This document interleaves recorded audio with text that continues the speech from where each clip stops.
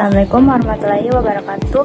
Halo teman-teman, perkenalkan nama saya Cahya Nandini dengan NPM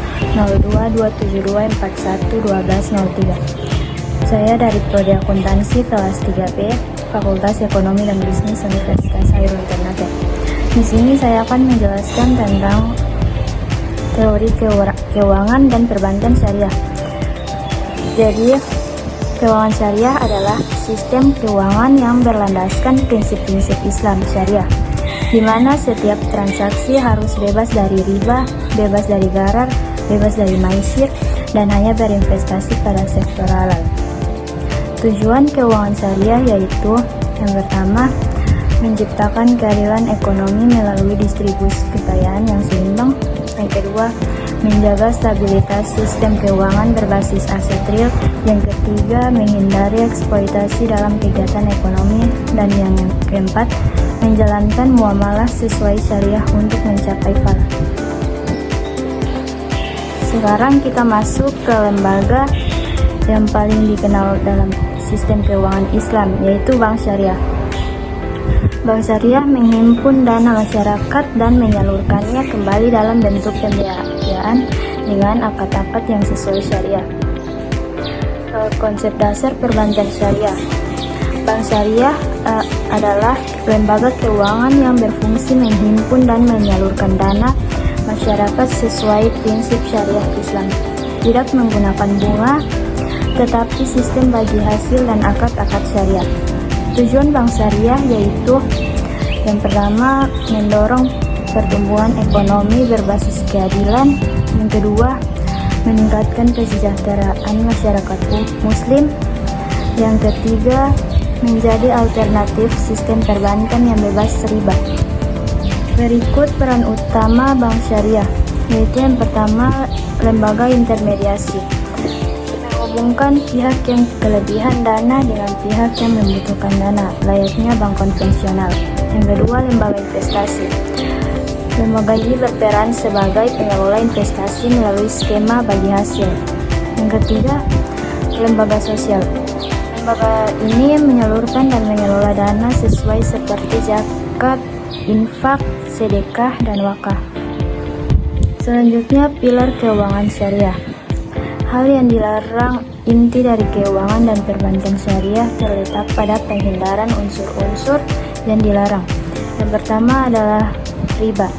Riba adalah tambahan yang disyaratkan tanpa adanya imbalan yang sah atas pinjaman atau pertukaran barang sejenis yang tidak sama takarannya. Dalam perbankan, bunga bank dikategorikan sebagai riba dan diharamkan. Yang kedua, ada gharar.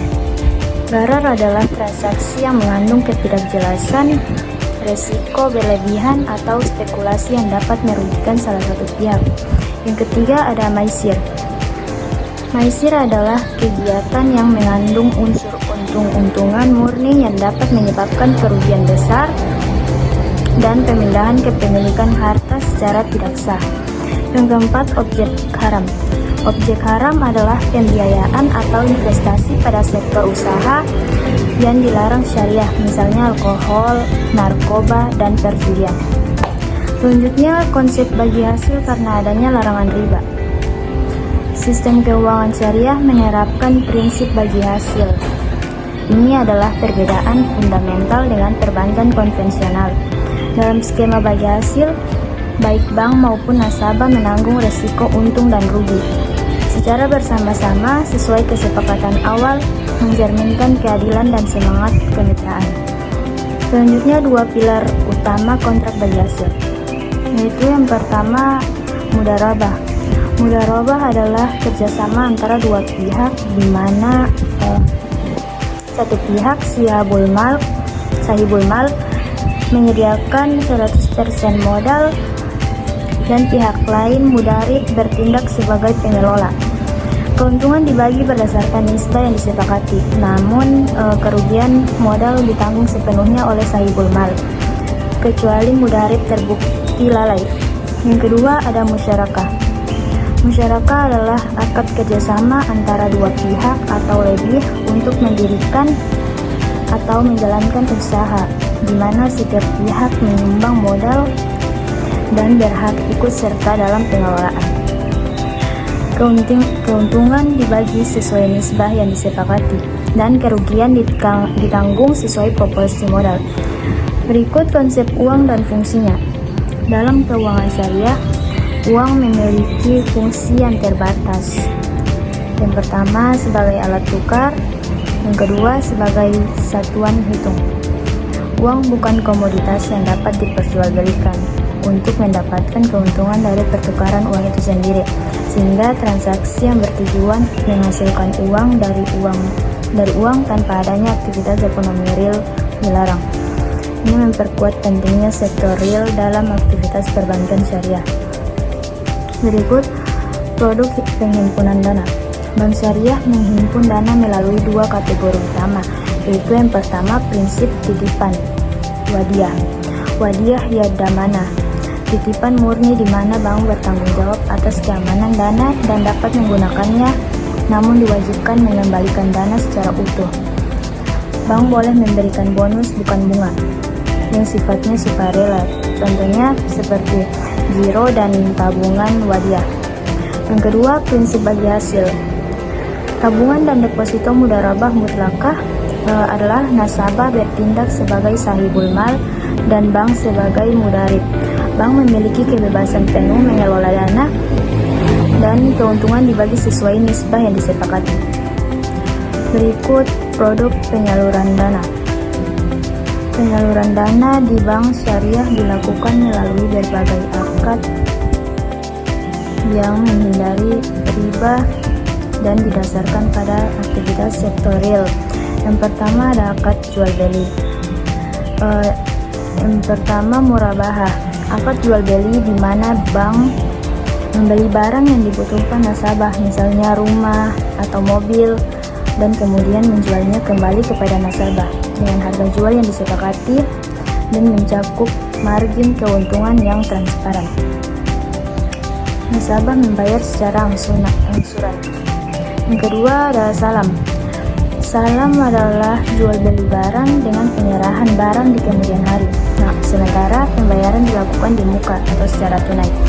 Biasanya untuk komoditas pertanian. Yang ketiga istisna. Istisna ini mirip dengan salam, namun untuk barang yang memerlukan proses manufaktur atau pembangunan. Bank memesan atau membuat barang, lalu menjualnya ke nasabah. Yang kedua, akad sewa menyewa. Akad sewa menyewa yang pertama ada ijarah, akad sewa murni. Bank menyewakan aset kepada nasabah, misalnya alat berat, dengan biaya sewa yang disepakati. Yang kedua ada ijarah muntahiyah, bitamlik. Adalah akad sewa yang diakhiri dengan pemindahan kepemilikan aset kepada penyewa di akhir periode sewa melalui mekanisme hibah atau penjualan. Yang ketiga ada akad kemitraan. Yang pertama mudharabah dan musyarakah, digunakan untuk pembiayaan modal kerja atau untuk investasi yang keuntungannya dibagi bersama.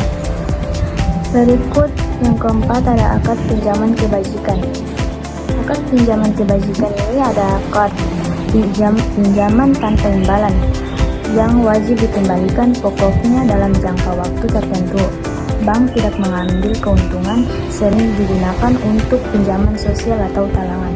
Meskipun potensinya besar, perbankan syariah masih menghadapi tantangan seperti rendahnya literasi keuangan syariah, kurangnya SDM ahli, dan persaingan ketat dengan bank konvensional. Namun prospeknya sangat cerah, terutama di Indonesia yang mayoritasnya penduduknya muslim dan pemerintahnya mendukung penguatan ekonomi syariah. Melalui keuangan dan perbankan syariah, Islam mengajarkan keseimbangan antara keuntungan dan tanggung jawab dunia dan akhirat. Tujuan akhirnya adalah al-falah, yaitu kesejahteraan yang berkeadilan. Semoga materi ini menambah pemahaman kita tentang bagaimana keuangan syariah bisa menjadi solusi ekonomi yang adil dan berkelanjutan. Itu saja yang dapat saya sampaikan. Wassalamualaikum warahmatullahi wabarakatuh.